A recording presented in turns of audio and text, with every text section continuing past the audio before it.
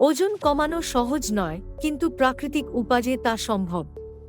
কিছু সাধারণ জীবনধারা পরিবর্তন করে আপনি পেতে পারেন সুস্থ ও মেদহীন শরীর। পুরো ভিডিওটি একটু স্কিপ না করে দেখুন, আর ভালো লাগলে লাইক, শেয়ার ও সাবস্ক্রাইব করে দেবেন। সকালে শুরু হোক লেবু জল দিয়ে।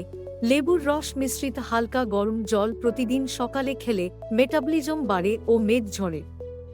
সকালে বা সন্ধ্যায় নিয়মিত হাঁটা শরীরের অতিরিক্ত ক্যালোরি বার্ন করে এবং ওজন কমায়। প্রতি খাবারের আগে সালাদ খান। খাদ্যের আগে সালাদ খেলে পেট ভরে যায় এবং কম ক্যালোরি গ্রহণ হয়।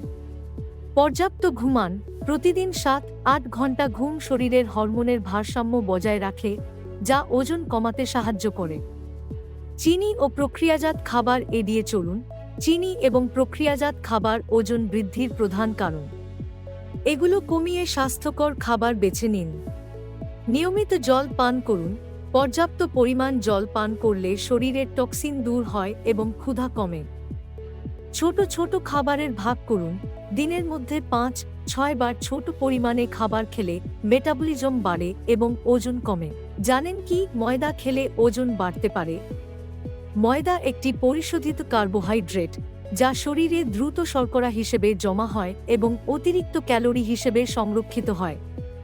নিয়মিত ময়দা থেকে তৈরি খাবার খেলে ওজন বাড়ার সম্ভাবনা থাকে। তাই ময়দা এড়িয়ে পুষ্টিকর খাদ্য গ্রহণের দিকে মনোযোগ দিন।